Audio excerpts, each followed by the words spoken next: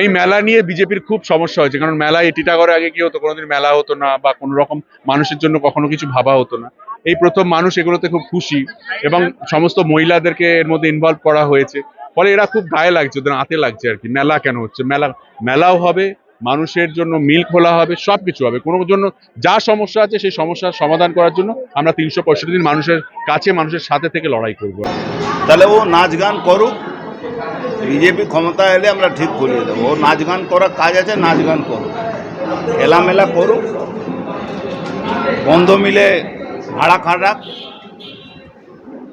কারখানা চালু করার জন্য তো কোনোদিন বলে না। ওখান থেকে ইললিগালভাবে যে মিল বন্ধ আছে, ভাড়া খাটছে, গোডাউন চলছে, সেখানে ফিল্মের শুটিং করছে, সেটাই করুক। রাজনীতি করা দরকার।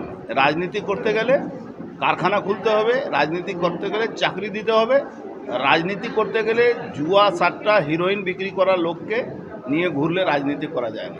একবার করা যেতে পারে, বারবার করা যেতে পারে।